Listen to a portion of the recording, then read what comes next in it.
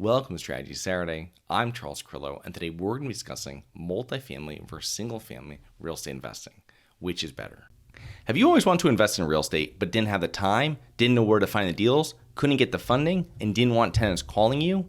Since 2006, I've been buying income-producing properties in great locations that provide us with consistent passive income while we wait for appreciation in the future and take advantage of tax laws while we're waiting. And unlike your financial advisor, we invest alongside our investors in every property we purchase. Check out investwithharborside.com. If you like the idea of investing in real estate, if you like the idea of passive income, partner with us at investwithharborside.com. That's investwithharborside.com. The choice between multifamily and single-family real estate investing depends on various factors and your specific investment goals. Here are some key considerations for each. With multifamily real estate investing, you're getting scale and efficiency. Multifamily properties typically allow for economies of scale. You can manage multiple units under one roof, reducing overall management costs. And you can own many units by just purchasing one property. Purchasing and managing 10 10-unit buildings is much easier than 100 single-family houses.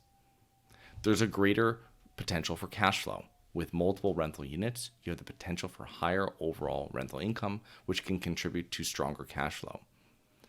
There's more consistent income. If one unit is vacant, the income from other units can help offset the loss, providing more income consistency and less volatility. And professional management. Larger multifamily properties may justify hiring professional property management, freeing up your time as an investor. And you must have many single-family houses near each other to rationalize third-party management when dealing with single-family rentals. But there are also some benefits of single-family rentals. Number one being lower entry costs. Single-family homes generally have lower upfront costs compared to multifamily properties, making them more accessible for some investors. Appreciation potential. Single-family homes may have greater potential for individual property appreciation in growing markets, especially in desirable neighborhoods.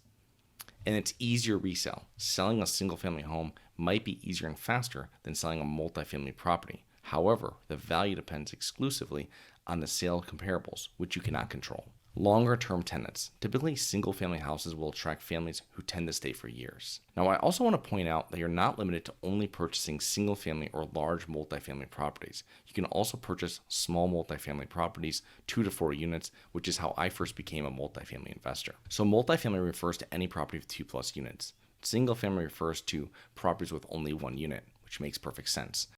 And I make this distinction because there is some overlap with single-family and small multifamily properties with 2 to 4 units, since properties with 1 to 4 units are all considered residential. In contrast, multifamily properties with 5+ units are considered commercial properties.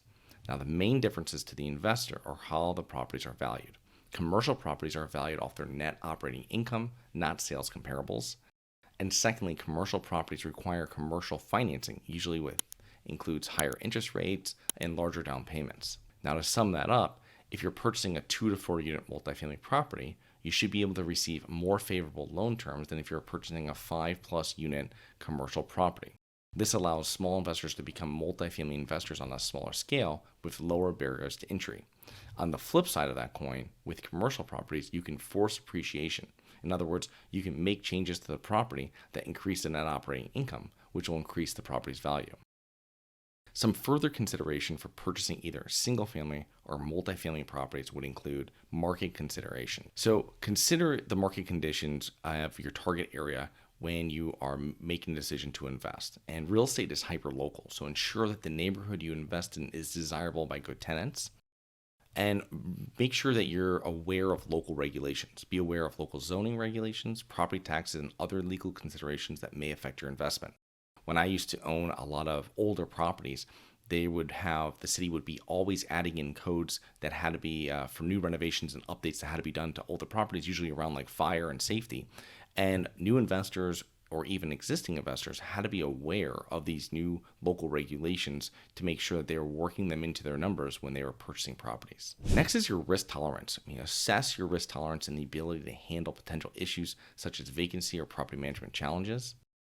And the investment strategy. Your overall investment strategy, whether focused on cash flow, appreciation, or a combination of both, will influence your overall choice. And better properties in better areas will attract better tenants, increasing the property's income reliability.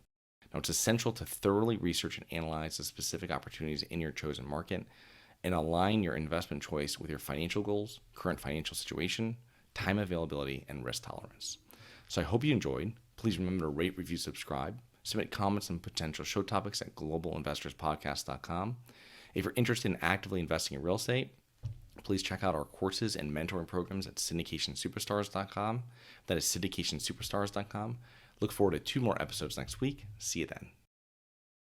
Nothing in this episode should be considered specific, personal, or professional advice. Any investment opportunities mentioned on this podcast are limited to accredited investors. Any investments will only be made with proper disclosure, subscription documentation, and are subject to all applicable laws. Please consult an appropriate tax, legal, real estate, financial, or business professional for individualized advice. Opinions of guests are their own. Information is not guaranteed. All investment strategies have the potential for profit or loss. The host is operating on behalf of Syndication Superstars, LLC exclusively.